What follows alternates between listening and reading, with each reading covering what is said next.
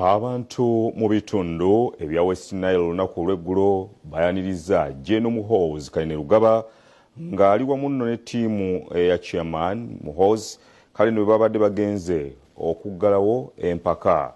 Badde bagenze okuggalawo empaka ez'emipiira egyategekebwa MK project ng'emikolo gino gyabadde kwalwa golf course.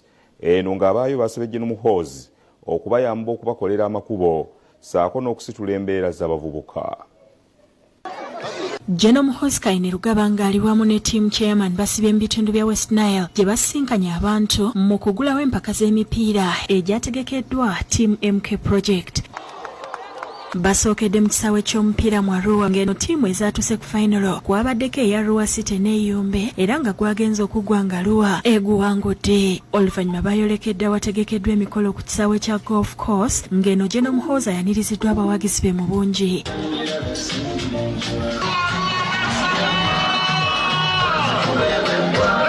Meya wa Arua City Sam Nyakwa asimye President Museveni olw'okukuza Muhoozi gwagambye nti agenda kubayamba naddala mu bavubuka. Kwebaza abantu ba Arua oba ne West Nile yonna bebale nnyo okutwaniriza n'okwagala MK. I'm requesting Baby Cool to, in coordination with MK Foundation, to bring a musical studio in Arua,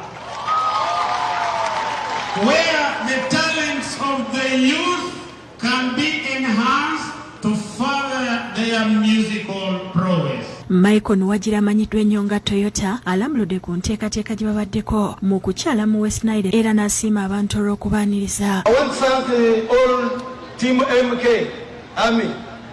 There are people from Bunyoro, Chikube. I want to thank the West Nile for the warm welcome that they showed us. We are so grateful. The cooperation, the referees, because you have handled well this tournament. Muhoozi ategeezezza nti ebyemizannyo biyambye kinene okukuuma abantu nga balamu mu mibiri gyabwe n'asiima abavubuka olw'okwetaba mu mpaka. Of course, sports helps with our health.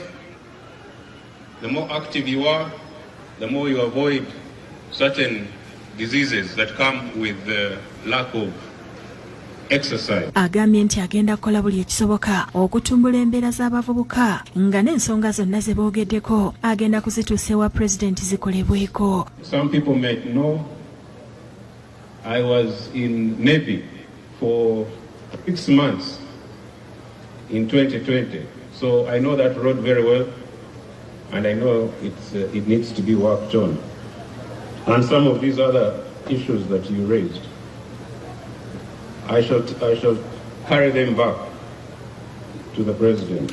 Oluvannyuma Muhoozi ng'ali ne team MK bakwasizza abawanguzi ebirabo. David Tamale yakusakidde eggulire lino ku Bukedde TV.